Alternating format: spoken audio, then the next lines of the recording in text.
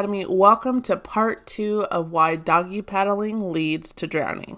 Now, if you saw part 1, we kind of just went over verbally why doggy paddling leads to drowning. So I'm just going to quickly go over those points again. Number 1, it's not safe or sustainable. There's 3 reasons why. You're constantly moving, your oxygen depletes faster, and you have no time to take a break. I gave an example of out in the ocean for that. And then number 2, it literally looks like you're drowning when you're doggy paddling. Our bodies, the human anatomy, is not made to swim vertically or even semi-vertically. Our anatomy and our bodies are made to swim horizontally in the water.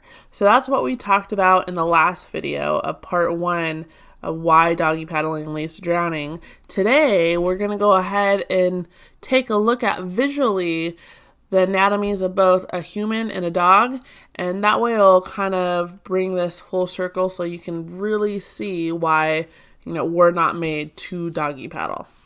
So let's go ahead and get right to it. First off, I just wanted to show you this picture, drowning hand. I know, kind of self-explanatory, right?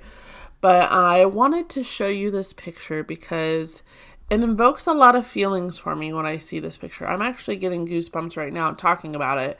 I just wanted to show this with you because, the whole reason I started Kahuna Swim Academy and why I'm so a huge proponent on water safety and drowning prevention is because I had a classmate of mine in high school die because they didn't know how to swim properly.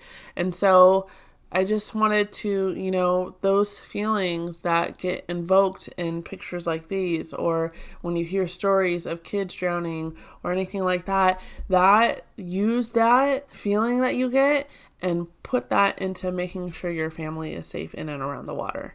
Getting more and more goosebumps as we're talking about this, so let's go ahead and just get on with the program. So, first, we have a human skeleton and we have a dog skeleton. Yay, human, dog, right? So let's go ahead and look at the dog first. So the dog, you see that it's kind of like a zigzag with his spine, right? So his spine is right here, attaches at the back of the skull, and it goes down, and then it goes out. And this little zigzag of the spine and the skull is what enables the dog to doggy paddle. So if the dog is in the water's going like right here, right? And see how the water line would go right here? And that makes it so the dog's face can stay out of the water while they're swimming. That's why dogs can doggy paddle. Plain and simple. Now, we're going to go ahead and put this guy down there. Now we have the human skeleton. Hi, human. Now, notice the difference between the dog skeleton and the human skeleton. With the spine of the dog, it kind of zigzag, right? With the human, it goes straight down. From the top of the head down to the bottom of the feet is pretty much completely straight all the way up and down, right? It's not like it goes up and then goes out or whatever. It's a straight line, completely straight all the way up and down. This is why we can't doggy paddle. This is why we can't swim vertically in the water. How we're supposed to swim is horizontally. So if I flip this guy like this is how we're supposed to swim. With our face in the water, looking straight down at the bottom of the pool, bottom of the ocean, face down. Water line is right here. Feet are kicking back here. Oops, my bad, didn't mean to do that. There we go. Feet are kicking back here.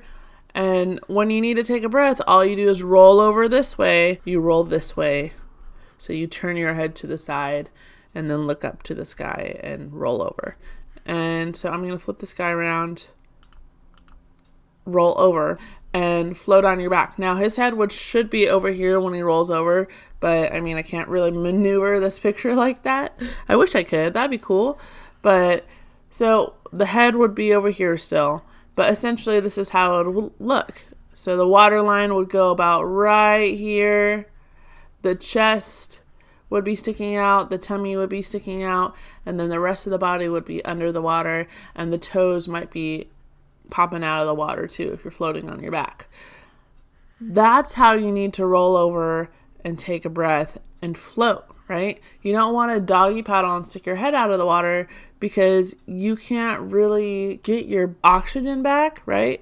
Like I said, your oxygen depletes faster when you're doggy paddling. You can't gain that nice amount of oxygen back. You can't take a break. You're constantly moving. But if you're floating on your back, you're not moving. You're just relaxing. You're letting yourself breathe and taking that nice, good oxygen to fill up your lungs. And like I said before, you're able to take a break. And that is essential when you're swimming. Because if you get tired, you need to be able to just like chill and not do anything for a second, maybe more, a minute, 2 minutes, however long you need to, and then go back to swimming again. So then you roll over, eyes in again, and you kick. So that's kind of in a nutshell why this is the way it is, why dogs do doggy paddle and humans should not be doggy paddling. I always tell my students when they're doggy paddling, I'll ask them, I'll be like, hey, are you a dog? And they'll be like, no, I'm not a dog. And these are like kids, right? Kids I'll talk to about this. Are you a dog? No, I'm not a dog. Be like, well, then you think you should swim like a dog? And they're like, probably not.